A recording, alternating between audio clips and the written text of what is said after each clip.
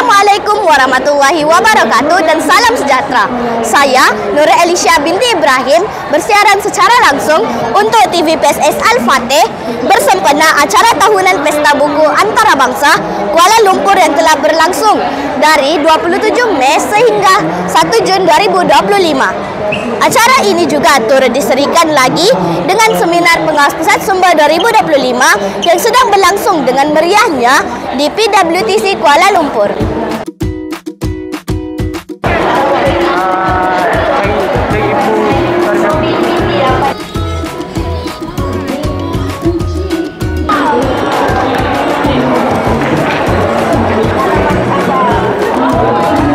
Acara tahunan ini menghimpunkan warga sekolah, khususnya pengawas pusat sumber dari serata negeri dan pelbagai peringkat untuk menyemarakan budaya membaca dan meningkatkan peranan pengawas pusat sumber sebagai pemimpin literasi di sekolah.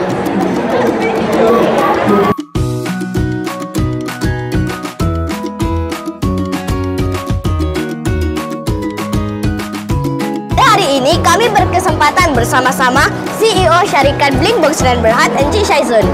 Baiklah Encik Syaizul, boleh kongsikan serba sedikit pandangan Tuan tentang pencapaian Rakmaya yang dihasilkan oleh Syarikat Tuan untuk pusat sumber seluruh Malaysia setakat ini?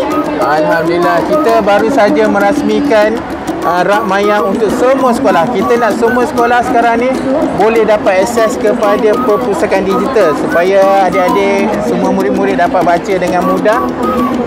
Sekarang semua sekolah di Malaysia ada 10,000 lebih sekolah. Kita dah dapat pendaftaran daripada 4,500 sekolah. Jadi ada separuh lebih lagi sekolah yang belum daftar.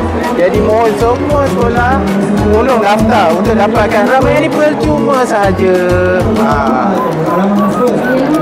Baik. Melihat senario masa kini ya Tuan, generasi muda lebih berminat kepada bacaan digital berbanding bacaan cetakan.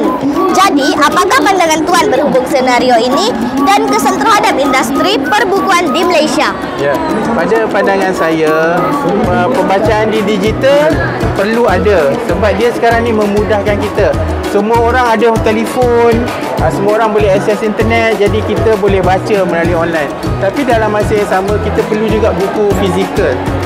Sebab apa? Dia ada dekat manusia ni, kita ada kekangan-kekangan kita. Contoh mata kita. Mata kita kalau kita baca buku dalam phone, paling lama kita boleh bertahan 1 jam. Kan, kalau tak mata kita nanti sakit, berair kan. Jadi kita boleh sambung bacaan di dalam buku fizikal. Jadi buku fizikal pula sekarang ni lebih banyak pilihan. Jadi bacaan tu dia tak boleh baca buku digital lepas tu stop buku fizikal, atau baca buku fizikal je tak nak baca buku digital. Dia tak boleh, dia kena gabung. Bila kita ada selang masa, kita baca buku digital. Bila ada phone dekat kita tapi buku kita tak boleh nak bawa dalam beg sebab berat, kita ada buku digital. Tapi kalau kita pergi perpustakaan, takkan kita nak pegang phone pula kan. Kita dah ada perpustakaan, baca sajalah buku di perpustakaan. So macam tu, baca dua-dua, fizikal dan digital. Itu sahaja untuk hari ini. Terima kasih Tuan. Sama. Apa yang dapat kita simpulkan daripada program sebegini adalah kepentingan literasi maklumat dalam kalangan pelajar sekolah dan peranan pusat sumber dalam memperkasakan pendidikan abad ke-21. Pada 28 Mei 2025, sementara berlangsungnya Pesta Buku Antarabangsa di PWTC, program yang dinantikan iaitu seminar pengawas pusat sumber dan pertandingan jejak maklumat peringkat kebangsaan membuka tirainya. Pelbagai perkongsian berharga telah disajikan kepada para peserta pada waktu tersebut, antaranya adalah berjumpa dengan penulis terkenal Malaysia iaitu Ain Maisarah, kemunculan maskot Froggy daripada lawak kampus dan maskot Ejen Ali. Juga penulis komik lawak kampus iaitu Kit turut hadir untuk berkongsi maklumat tentang penulisan komiknya. Di sebelah petang program kami diteruskan dengan pertandingan jejak maklumat yang pastinya dapat mengasah kemahiran mengakses sesuatu maklumat dan mengeratkan lagi silaturahim dalam kalangan pengawas pusat sumber di serata Malaysia. Bersama saya ketika ini Dr. Zuridah Hanim, pengerusi PGPM yang menjadi figura penting realisasikan acara kita pada kali ini. Baiklah doktor, apakah kepentingan sebenar program seminar Pusat Sumber Kebangsaan ini dilaksanakan? Baiklah, Assalamualaikum warahmatullahi wabarakatuh dan salam sejahtera.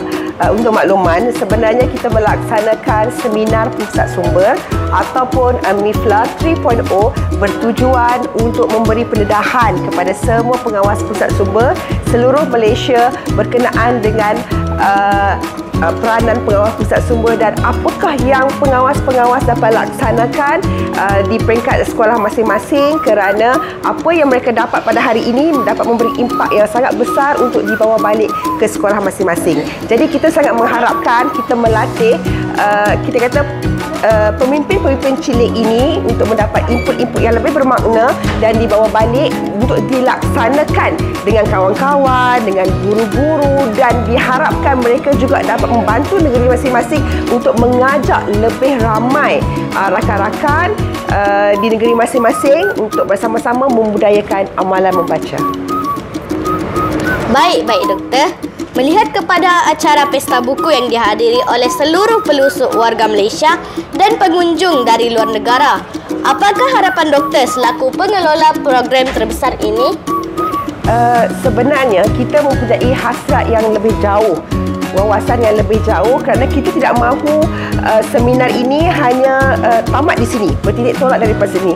Kita ingin mengajak lebih ramai stakeholder ataupun pihak-pihak berkepentingan untuk sama-sama untuk meningkatkan kemenjadian murid-murid khasnya pengawal pusat sumber, kerana untuk mencemerlangkan amalan membaca kita sepatutnya melatih daripada peringkat bawah lagi. Jadi saya sangat mengharapkan, saya bagi mewakili Pertubuhan Guru Perpustakaan Media sangat mengharapkan kerjasama dari semua pihak, dari pihak guru, pentadbir sekolah, GPN, PPD dan juga pihak-pihak dari segi industri untuk sama-sama kita mungkin boleh melaksanakan program yang lebih berskala besar, membantu kami menjadi penanda-penanda supaya kita dapat melahirkan program yang lebih hebat dan lebih banyak penyertaan selepas ini. Terima kasih doktor. Guru Perpustakaan Media SK Gambung Titingan Encik Prasad Ridwan turut tidak ketinggalan dalam memberi perkongsian ilmu tentang amalan terbaik pusat sumber sekolah. Guru-guru pengiring juga tidak melepaskan peluang untuk menghadiri taklimat dan sesi perkongsian mengenai strategi pemerkasaan bacaan buku dalam kalangan murid di sekolah. Sesungguhnya program sebegini dapat memberikan impak terhadap kemenjadian murid dan membangunkan lagi generasi berdaya maju di masa akan datang.